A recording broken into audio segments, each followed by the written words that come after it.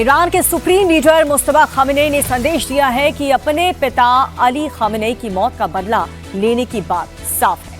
मुस्तफा ने कहा है कि पूरा ईरान यही चाहता है। ट्रंप ने कहा है कि अगर उनकी हत्या की कोशिश भी हुई तो ईरान पर 1000 मिसाइल से हमला किया जाएगा। अगर उससे भी ईरान काबू में नहीं आया तो 1000 मिसाइलों का और ज्यादा स्टॉक तैयार है। होर्मुज खोलने के लिए ईरान को अल्टीमेटम अमेरिका ने दे दिया है। ईरान ने युद्ध खत्म करने की नई शर्तें भी रख दी हैं। अमेरिका से $400 बिलियन की मांग की गई है। ईरान अमेरिका के बीच बढ़ती तनातनी से खाड़ी देशों में टेंशन बढ़ चुकी है। क्या युद्ध का फैसला अब मिसाइलों से होगा? फुल डिटेल इस रिपोर्ट में देखिए।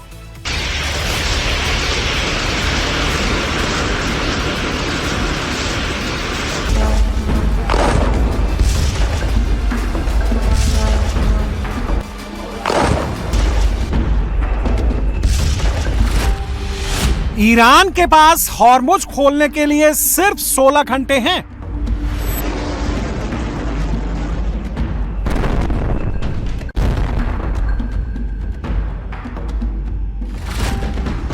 अगर ईरान ने हॉर्मुज नहीं खोला तो ट्रंप तबाही मचा देंगे।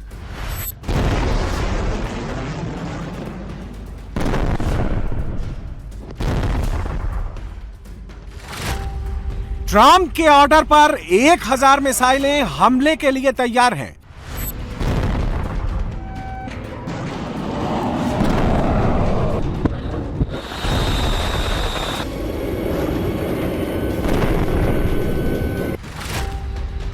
मुस्तफा ने अगर ट्रंप को मारने की कोशिश की तो ईरान का संपूर्ण विनाश कर देंगे।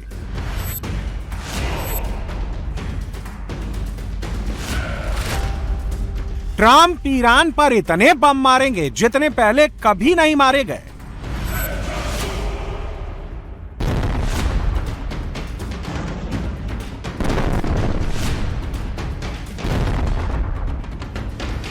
ईरान के किल द ट्रंप वाले स्लोगन को अमेरिकी राष्ट्रपति ने बहुत सीरियस ले लिया है। ट्रंप ने एक ऐसे ऑर्डर पर साइन कर दिए हैं कि अगर अमेरिका के सिटिंग राष्ट्रपति पर ईरान हमला करता है, उन्हें मारने की जुर्रत करता है, तो अमेरिका की मिलिट्री ईरान में महातबाही मचा देगी।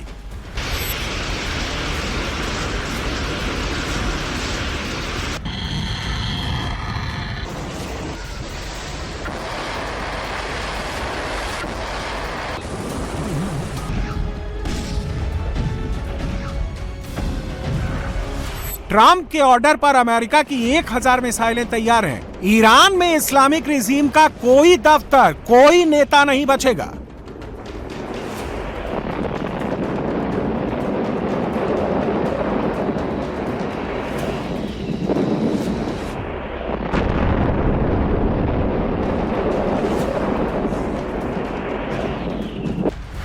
अगर दुश्मन गहरे से गहरे बंकर में भी बच गया तो 1000 और मिसाइलों से अमेरिका हमले करेगा।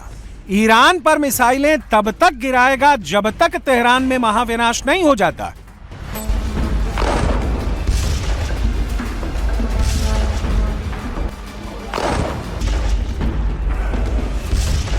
सबसे बड़ी बात, ये मिसाइल हमले सिर्फ अरब सागर में तैनात जंगी बेड़ों से नहीं होंगे।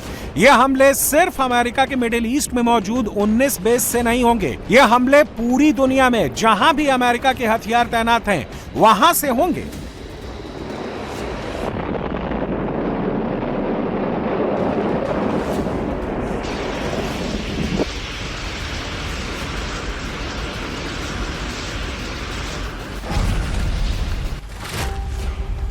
ट्रंप 28 फरवरी से शुरू युद्ध में महाविनाश की धमकी 32 बार दे चुके हैं। 7 अप्रैल को ट्रंप ने कहा था, आज रात एक पूरी सभ्यता खत्म हो जाएगी। 2 अप्रैल को ट्रंप ने कहा, ईरान को पाषाण काल में पहुंचा देंगे। 21 मार्च को ट्रंप ने कहा था, अगर ईरान ने हॉर्मुज नहीं खोला तो उसे नेस्तो नाबूद कर देंगे। 10 जुलाई को ट्रंप ने कहा था, आज रात ईरान के सभी पुलों को तबाह कर देंगे।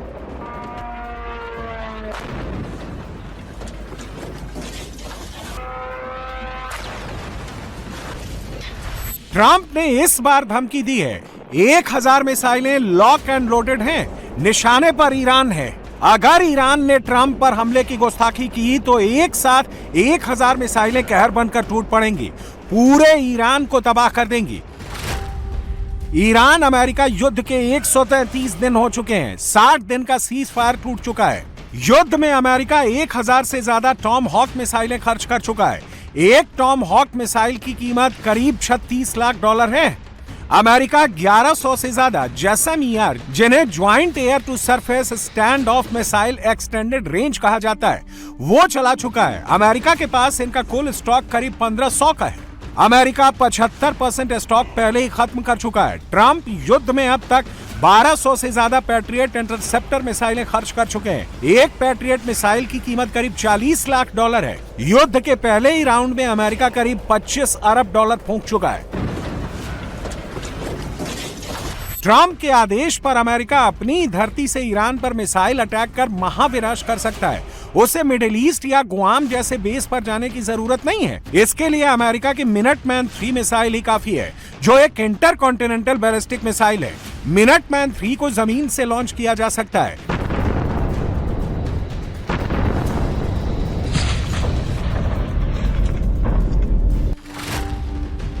अमेरिका से तेहरान की दूरी करीब 10,000 किलोमीटर है। अमेरिका की मिनटमैन 3 मिसाइल सिर्फ 25 से 30 मिनट में तेहरान को भस्म कर सकती है। ट्रंप की मिनटमैन 3 मिसाइल 13,000 किलोमीटर तक परमाणु हथियार गिरा सकती है। यह 28,200 किलोमीटर प्रति घंटे की रफ्तार से उड़ान भरती है। एक बार में कई परमाणु हथियारों को ले जाकर अंतरिक्ष से ईरान के कई शहरों में गिराकर महातबाही मचा सकती है। मिनटमैन 3 ठोस ईंधन से चलने की वजह से तुरंत लॉन्च की जा सकती है।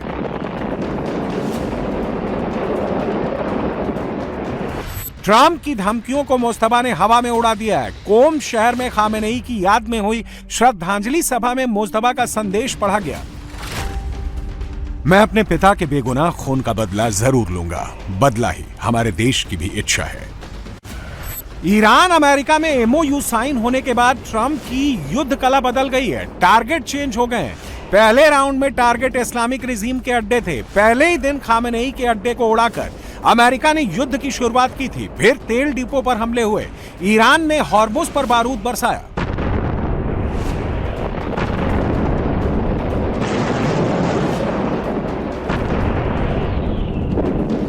दूसरे राउंड में टारगेट पूरी तरह से बदल गए हैं। अब चाबहार से बुशर और बंदर अब्बास तक अमेरिका ने तबाही मचाई है।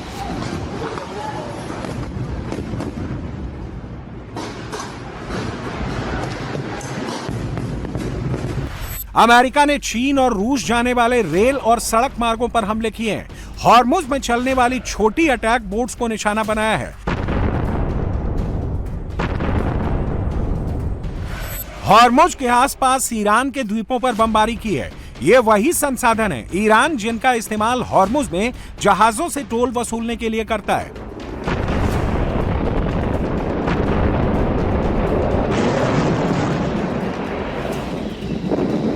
अमेरिका ने अब ईरान को 1 दिन की सशर्त मोहलत दी है। ईरान 1 दिन में हॉर्मुज खोलने का ऐलान करे, सबके लिए टोल फ्री रूट की मुनादी करे और अपनी गलती माने कि हॉर्मुज में जहाजों पर हमला उसकी गलती थी। मगर ईरान झुकने को तैयार नहीं है। पीस डील में ईरानी वार्ताकार टीम के हेड कालिबाफ कह रहे हैं कि चाहे जो हो जाए ईरान सरेंडर नहीं करेगा। सेंटकॉम ने दावा किया है कि हॉर्मुज में अब ईरान का कंट्रोल नहीं है। हॉर्मुज से जाने वाले जहाजों को अमेरिका पूरी सुरक्षा दे रहा है। हॉर्मुज से अब तक 800 कमर्शियल शिप गुजर चुके हैं। 38 करोड़ बैरल कच्चा तेल हॉर्मुज को पार कर चुका है। नाकेबंदी के डर से ईरान ने रातों रात 10 मिलियन बैरल कच्चा तेल समंदर में भेज दिया है। हम पड़ोसी देशों और अमेरिका के सहयोगियों को बताना चाहते हैं कि अब तक हमने पूरी तरह से संयम बरता था और पड़ोसी होने के नाते हमने कई बातों का ध्यान रखा था, लेकिन अब से हमारे संयम के समय पूरी तरह से खत्म हो चुका है। अगर अमेरिका या उसका कोई भी साथी हमारी रेड लाइंस को पार करने की जुर्रत करता है तो हमारा जवाब सिर्फ मिडिल ईस्ट तक सीमित नहीं रहेगा, बल्कि वह इस क्षेत्र की सीमाओं के बहुत आगे तक जाएगा। हम अमेरिका और उसके सहयोगियों की बुनियादी ढांचों, तेल और गैस संपत्तियों को इस तरह से निशाना बनाएंगे और उन्हें ऐसा सबक सिखाएंगे कि अमेरिका और उसके साथ आने वाले कई सालों तक तेल और गैस से वंचित रह जाएंगे। 24 घंटे में हॉर्मुज खोलने की धमकी मिलने के बाद ईरान ने हॉर्मुज में तैनाती बढ़ा दी है। क्रूज मिसाइलें और आत्मघाती ड्रोन तैनात कर दिए हैं। यूएन में अमेरिका ने इस मुद्दे को उठाते हुए आरोप लगाया है कि जो जहाज ओमान के रास्ते हॉर्मुज पार करने जाते हैं, ईरान उन पर अटैक करता है। ये यूएन की सुरक्षा परिषद के प्रस्ताव के खिलाफ है। Over the last week, Iran has taken actions that defy the substance and the spirit of the understanding established between our two countries. We have witnessed Iran deploy cruise missiles and UAVs, weapons that are restricted under these Security Council resolutions, against commercial vessels lawfully transiting Omani waters and infrastructure in Bahrain, Jordan, Kuwait, and Qatar. Iran's leaders have a historic opportunity to transform their country for their people. The decision is theirs. Iran के counter attack के इरादों को भांपकर America ने Hormuz और अरब सागर के आसपास 20 युद्धपोत तैनात कर दिए हैं। इसमें 2 परमाणु संचालित एयरक्राफ्ट कैरियर भी हैं। यूएसएस अब्राहम लिंकन में इंटरसेप्टर और क्रूज मिसाइलें भर दी गई हैं। यूएसएस जॉर्ज बुश ने पोजीशन ले ली है। इससे अंदेशा बढ़ रहा है कि अमेरिका बहुत बड़ा हमला करने की फिराक में है। हॉर्मुज का फैसला बम बारूद से होगा या कोई राजनीतिक समाधान निकलेगा, यह 24 घंटे में तय हो सकता है। ईरान के विदेश मंत्री अब्बास अराक्ची मस्कट पहुंचे हैं, जहां ओमान के साथ हॉर्मुज के एडमिनिस्ट्रेटिव और सिक्योरिटी सिस्टम को लेकर हाई लेवल मीटिंग की है। कतर के प्रधानमंत्री ने अमेरिका और ईरान दोनों को जहाजों की सुरक्षित आवाजाही बनाए रखने को कहा है। अब समझिए झगड़ा किस बात का है। पहला रास्ता सदर्न रूट कहलाता है, जो हॉर्मुज के दक्षिणी छोर से जाता है, ओमान और संयुक्त अरब अमीरात के करीब से होकर गुजरता है। दूसरा रास्ता नॉर्दर्न रूट कहलाता है, जो ईरान के जल क्षेत्र के करीब से होकर जाता है। सदर्न रूट को अभी तक सेफ माना जाता है, क्योंकि यहाँ बारूदी सुरंगें ना के बराबर है। इसलिए संयुक्त राष्ट्र की समुद्री एजेंसी आईएमओ ने ज्यादातर जहाजों को इसी रास्ते से निकलने की सलाह दी है। जो भी जहाज इस रास्ते से जाते हैं, उस पर ईरान की आईआरजीसी ड्रोन अटैक करती है। ईरान का दावा है कि यह वैकल्पिक मार्ग ही इस्लामाबाद मेमोरेंडम का उल्लंघन है। ईरान दावा करता है कि एमओयू में तय हुआ है कि हॉर्मुज पर कंट्रोल ईरान का ही होगा। Islamabad MOU responsibility for maritime navigation through the Strait of Hormuz, including its reopening and all necessary demining operations, rests exclusively with Iran. Any attempt by external actors to interfere with or establish parallel arrangement would violate the MOU, undermine its implementation, delay the restoration of normal commercial navigation, jeopardize maritime safety, and increase regional tensions. In light of the United States' persistent and ongoing violations of the international obligation, Iran recalls the responsibility of the Secretary General and Security Council under the UN Charter to maintain international peace and security. Trump अगर 1000 मिसाइलें चलाते हैं तो मुस्तफा क्या करेगा? Iran के पास मिसाइलों का कितना स्टॉक बचा है? अमेरिकी खुफिया एजेंसी के मुताबिक ईरान के पास 1500 से 2100 के बीच दागने के लिए तैयार मिसाइलों का जखीरा मौजूद है। अमेरिका के बंकर बस्टर बमों से तबाही मचाने के बावजूद ईरान ने मिसाइल स्टॉक का 70% हिस्सा रिकवर कर लिया है। अंडरग्राउंड मिसाइल सिटी में बने लॉन्च पैड 90% ऑपरेशनल है। हॉर्मुज स्ट्रेट के पास 33 में से 30 मिसाइल ठिकाने पूरी तरह से एक्टिव हैं। अब सवाल उठता है कि इस बार मिसाइल युद्ध छिड़ा तो कौन भारी पड़ेगा? ईरान के पास मीडियम रेंज की बैलिस्टिक मिसाइलों की लंबी रेंज है। युद्ध के पहले दौर में इन मिसाइलों ने मिडिल ईस्ट में अमेरिकी बेस पर भीषण तबाही मचाई थी। इजरायल के कई इलाकों को खंडहर कर दिया था।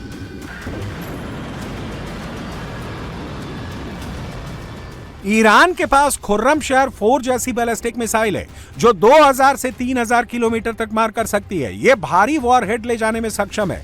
ईरान की सज्जिल मिसाइल ठोस ईंधन से चलती है। यह 2000 किलोमीटर तक घातक असर डालती है। सज्जिल मिसाइल रास्ता बदलते हुए चलती है, जिसकी वजह से इसे इंटरसेप्ट करना मुश्किल हो जाता है। ईरान की इमाद मिसाइल 1500 किलोमीटर तक मार करती है। ईरान की शहाब मिसाइल 2000 किलोमीटर तक जा सकती है। ईरान की बैलिस्टिक मिसाइलें युद्ध के पहले दौर में अपनी ताकत दिखा चुकी हैं।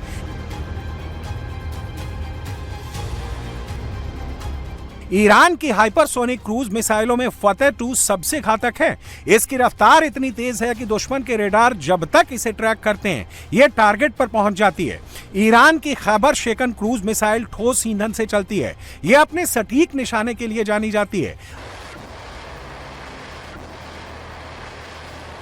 28 फरवरी को युद्ध का आगाज इजरायल और अमेरिका ने ईरान को परमाणु बम बनाने से रोकने के लिए किया था। यह मामला अब भी उलझा हुआ है। ईरान अपने परमाणु संयंत्रों की जांच अमेरिका और IAEA से कराने को राजी है। ईरान के पास 440 किलो यूरेनियम है जो 60% तक एनरिच्ड है। इससे 10 परमाणु हथियार बनाए जा सकते हैं। रिपोर्ट में दावा किया गया है कि अमेरिका और इजरायल के डर से ईरान ने उन्हें 3 हिस्सों में बांट दिया है। एक हिस्सा इस्फहान में अंडरग्राउंड टनल में छुपा दिया गया है जिसके एंट्री पॉइंट्स को बमबारी करके ईरान ने उड़ा दिया है। यह करीब 200 किलो तक का हो सकता है। दूसरा हिस्सा नतांज के पिकेक्स माउंटेन में छुपा कर रख दिया है जहां ग्रेनाइट की पहाड़ियां हैं जिन पर बंकर बस्टर बमों का भी कोई खास असर नहीं पड़ता। तीसरा हिस्सा फोर्डो में छुपाए जाने की आशंका है। ईरान के परमाणु प्रोग्राम के बारे में अंतर्राष्ट्रीय परमाणु ऊर्जा एजेंसी को भी कोई खास जानकारी नहीं है। The International Atomic Energy Agency indicated that it had not conducted any in-field verification activities under the Nuclear Non-Proliferation Treaty Safeguards Agreement. The agency also reported a significant deterioration in its situational awareness following the attacks against Iran by the United States and Israel that began on 28 February 2026. It had now lost continuity of knowledge across all of Iran's declared nuclear facilities. खाड़ी में Israel ही इकलौता ऐसा देश है जिसके पास परमाणु बम है। Israel नहीं चाहता कि ईरान जैसा कोई देश इस मामले में उसकी बराबरी करे। नेतन्याहू इसलिए कह रहे हैं कि युद्ध अभी खत्म नहीं हुआ है। इजरायल को चाहे कुछ भी कीमत चुकानी पड़े वो ईरान को परमाणु हथियार नहीं बनाने देंगे। ईरान का परमाणु छीनने के लिए इजरायल कभी भी नए हमले शुरू कर सकता है। युद्ध अभी खत्म नहीं हुआ है। पुरानी चुनौतियों के साथ साथ नई चुनौतियां भी सामने आ रही हैं। सत्ता के केंद्र बदलते रहते हैं। हम इस पर अपनी राय रखते हैं। हम हर स्थिति के लिए तैयार हैं और हम एक बात जानते हैं, हमें हमेशा अपने दुश्मनों से ज्यादा मजबूत रहना होगा।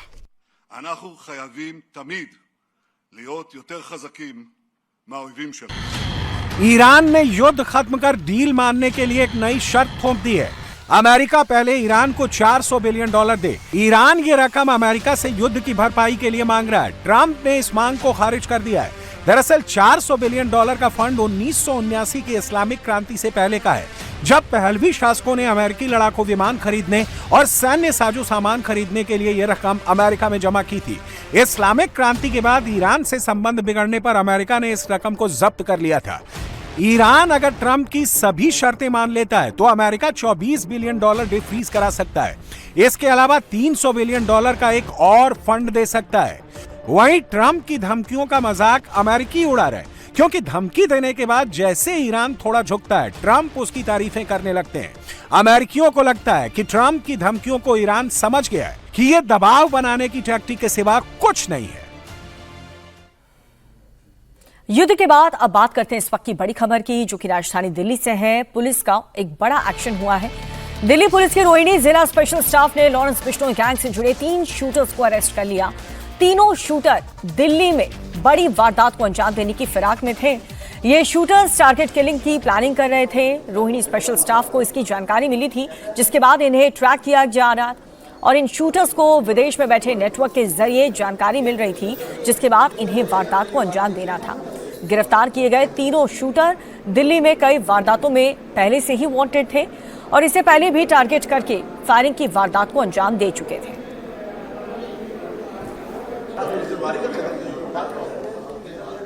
और इस वक्त दिल्ली पुलिस की तरफ से एक प्रेस कॉन्फ्रेंस की जा रही है। सीधा आपको वहीं लिया जाता है। जो मैंने बताया, एक शिव गोविंद और दूसरा विवेक यादव, जो कि विवेक यादव जो कि आजमगढ़ का रहने वाला है और शिव गोविंद जो कि तुगलकाबाद का रहने वाला है, इनको हायर किया और इस काम के लिए जो है इनको टारगेट दिया रेकी का, प्लस जो है इसको टारगेट करके किलिंग का। ये पूछताछ में बात सामने आई। मैं यहाँ पर ये बताना चाहूँगा कि शिव गोविंद जो है उस पर पहले एक केस रहा है। उसमें एक रेप का केस इस पे रहा है शिव गोविंद पर, और अभिनव अलियास आकाश अलियास मोटा, इसके ऊपर जो है एक सेंसेशनल मर्डर केस था जीके में 2024 में क्रिएटेड क्लास में, जिसमें जो डिजीज था उसमें नादिर शाह था, उसमें जिम का एक मर्डर हुआ था 2024 में, उसमें भी ये एक एक्यूज था उसमें से, और ये जेल में भी रह के आया। तो इसी साल ये जेल से छूट के आया है मई के महीने में। इसकी जो है जान पहचान इससे शिव गोविंद से जेल में जान पहचान हुई, और उस जरिए दोनों इनका आपस में जो है इनका कनेक्शन डेवलप हुआ, और उस आधार पे जो है अभिनव सिंह अलियास मोटा अलियास आकाश ने इन दोनों को रिक्रूट किया था पैसे के लिए, और ये रैकी करने के लिए इसने लॉजिस्टिक्स भी अरेंज करा है इसने, और इनको बुला के इनको जो है अलग अलग होटल्स में ठहरवाया भी है इन्होंने इस दौरान, इन दोनों को अलग अलग होटल में, और जो कि अभी हमारी ये इन्वेस्टिगेशन का पार्ट है। इसमें जो है ये बात देखने में ये भी सामने आई कि ये काम करते हैं दिल्ली एनसीआर रीजन में, जो है इनका ये है। कुछ मामले हमारे पास और भी सामने आए, जब हमने मोबाइल की फॉरेंसिक जांच कराई तो इसमें पता चला कि करोल बाग के ज्वेलर हैं, उनकी भी रैकी की है, ये भी फेमस ज्वेलर है करोल बाग के, उनकी भी इसी पीरियड में जो है रैकी की, और उनको भी जो है थ्रेटनिंग मैसेजेस और कॉल्स आ रहे हैं। उसके अलावा जो है दिल्ली के हमारे एक नॉर्थ ईस्ट का एरिया है, एक वेस्ट डिस्ट्रिक्ट का एरिया है, उनकी भी जो है हमारे पास इंफॉर्मेशन आई कि यहाँ की भी जो है रैकी कर रहे हैं, और उनके लिए भी जो है टारगेट